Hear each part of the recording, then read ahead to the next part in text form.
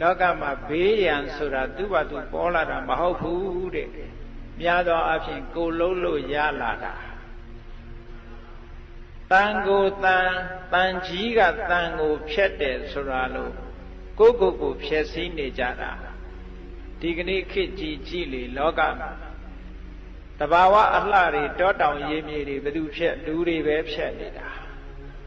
တဘာဝတောတောင်တွေပြုံးသွားတဲ့အခါကျတော့ဒုက္ခရောက်တာဘယ်သူတွေရောက်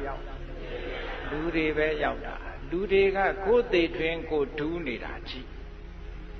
အမတန်ဆန်းကျဲတဲ့အမတန်ပြင်းထန်တဲ့လက်နဲ့ကြီးတွေဘယ်သူတီးထွင်တာလူတွေကတီးထွင်ပြီးတော့လူတွေပဲဒုက္ခရောက်အောင်မှာဟုတ်ကဲ့ကိုဖြည့်ဆည်းပြီးတော့နေကြတာကိုပြန်စဉ်းစားကြည့်ထို့တူပဲဘေးတွေရန်နေပေါ်နေအောင်ဘယ်သူကလို့ကိုလုံးနေကြတာဒါကြောင့်ဘုလိုမြတ်စွာဘုရားသခင်ကိုရောမြတ်ကဂဟပတိအနာတပိန်တထေပါဏာတိပါတိသူသက်ကိုတပ်ဖြတ်ညှင်းဆဲလိရှိတဲ့ပုဂ္ဂိုလ်ဟာသူတစ်ပါးသက်ရဲဆက်ဆက်တတ်တယ်သူများသက်မရှောင်ဘူးမိမိကိုတတ်တယ်ဆိုတဲ့နေရာမှာကိုချိုးရှေ့တန်းတင်လွန်အားကြီးလို့သူများကိုတတ်တာတကယ်တော့တရားတဲ့အလုပ်မဟုတ်မတရားတဲ့အလုပ်လောဟိတပါဏိတဲ့သွေးစွန်းတဲ့လက်ရှိလောကမှာနေစဉ်နဲ့အမျှလူတွေစားဖို့တတ်နေကြတာဘယ်လောက်များလဲစဉ်းစားကြည့်နော်အေး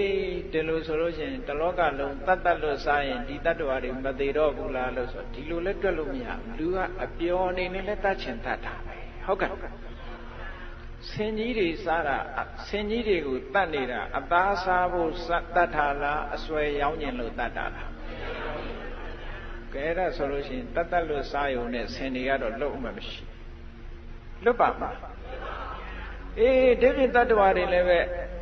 အမွေးလိုခြင်းလို့အသက်ခံရတာရှိတယ်အရေးလိုခြင်းလို့အသက်ခံရတာရှိတယ်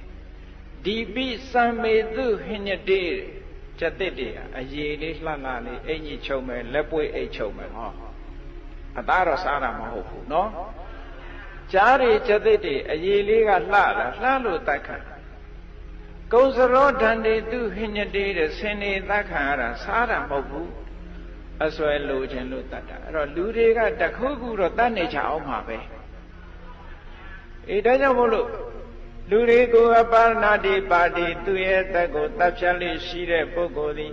ပါဏာတိပါဒပိစယသူရဲ့အသက်ကိုတပ်ဖြတ်ကျွလွန်မှုဆိုတဲ့ပါဏာတိပါဒအကု